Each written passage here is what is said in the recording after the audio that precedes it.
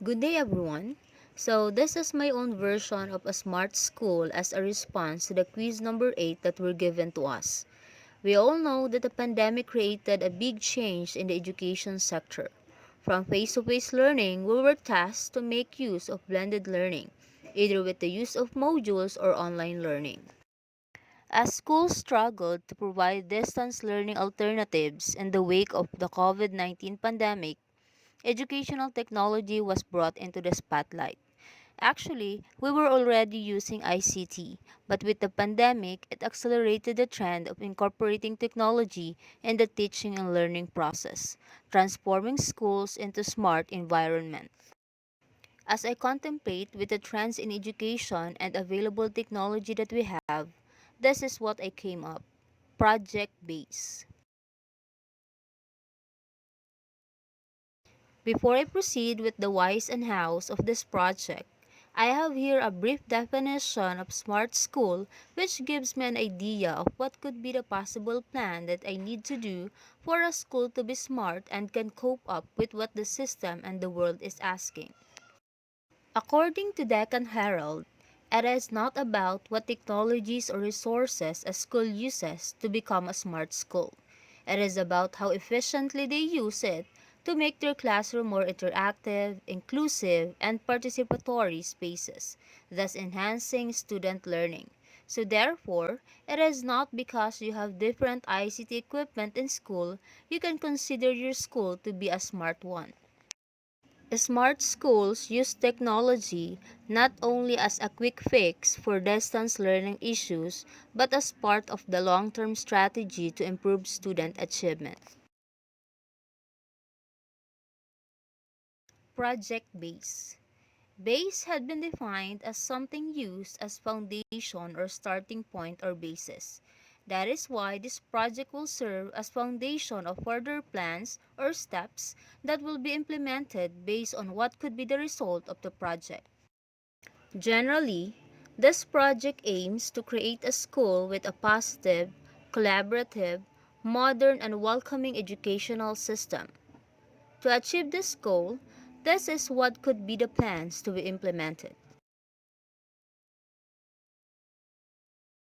Better pedagogy. To have a better pedagogy, first is for the teachers to make use of the variety of learning options. With the COVID 19 pandemic, the students have more opportunities to study. Digital platforms can be used to improve learning experiences in a variety of ways. Teachers can easily incorporate videos and visual representations into their lessons, as well as assign immersive and engaging evaluation to help students learn more effectively.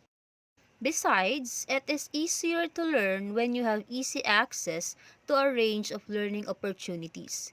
With the use of various ICT equipments, teachers can teach lessons regardless of their location, language that they have, their individual differences, and multiple intelligence. We can cater all of this by integrating strategies and techniques that can cater each of their differences. Number two, teachers encourage a collaborative and productive activity with the students. Teachers and students must work together to achieve a certain goal, especially during lesson. Teachers must see to it that the learners are part in the planning, implementation, and evaluation of the lesson and the way the topic is delivered. That is why teachers must successfully use technology and resources that they must to make their classroom more interactive, inclusive, and participatory spaces, thus enhancing student learning, especially during online class. Number three, teachers must have a positive attitude towards their students. With the pandemic and the transition from face to blended learning, students also found difficulty about it. So as a teacher, we also need to understand them if some were struggling in attending online class or if the student passes work late than usual. We do not need to be too hard on them. Just like us, they were also experiencing problems because this is all so new to them. A is for the access to technology that is child-centric and teacher-friendly. Number 1, use technology that is both cost-effective and adaptable. We do not need to look for technology that is very expensive as long as it can be used for its purpose and for a long time. It must blend in seamlessly with the current classroom routine and infrastructure to be adopted and used effectively.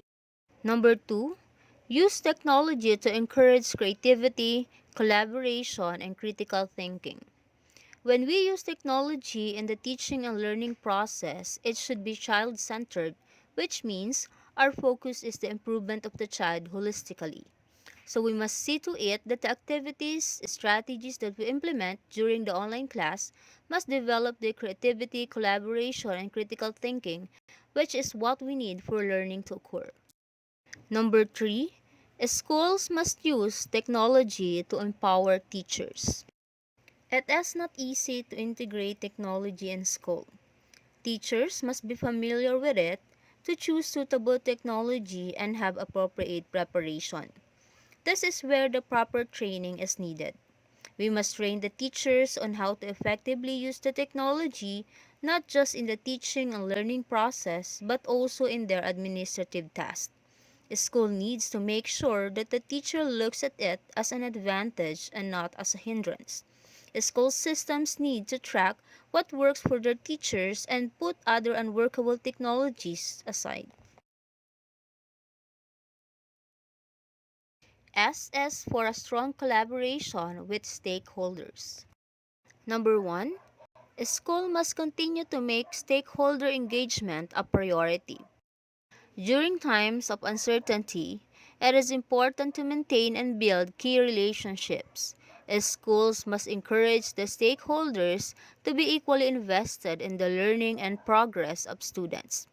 As schools reopen after the pandemic, all stakeholders must work together to welcome students and assist them in adjusting to their new routine. Number 2, define each stakeholder's role in detail. This will help the stakeholders to know what are the things that they can do to help the school in implementing the new system of education and on how to make the learning manageable for the learners, especially during this time of pandemic. The role of the stakeholders is not just about cleaning the school or giving their contribution. They can be part of the planning, implementation, information drive, and evaluation of the programs to be implemented by the school in response to the limitations made by the pandemic. Number 3, provide stakeholders with training and services to assist them in developing successful communication and partnering skills. It is important to provide training and services to them so that they can effectively and successfully do the task given to them. This will also encourage them to have a voice and actively participate in its day-to-day functioning. E is for the environment of acceptance and inclusivity. Number 1, students must see school as a secure environment in which they can learn and grow to their full potential. When the time comes that face-to-face instruction is allowed, we must see to it that the learners will be happy and feel safe when they enter the school premises. We should integrate ICT as part of the school system that will encourage the development of the full potential of the child even after this pandemic. Number 2, foster and maintain a healthy, supportive, and impartial culture in the school. A school must be established and maintained as a community that is optimistic, motivating, and impartial even during integration of technology. Number 3, the school should provide platforms for students and teachers to share their thoughts and give everyone enough time to adjust to the new normal. With the pandemic, children may have experienced a long period of anxiety and confusion because of them being away from school. So the school need to provide opportunities for students and teachers to express their thoughts and give everyone enough time to adjust to the new normal. for us to know the plans and strategies that needs to be implemented that will help the learners and teachers cope up with the challenges associated with it.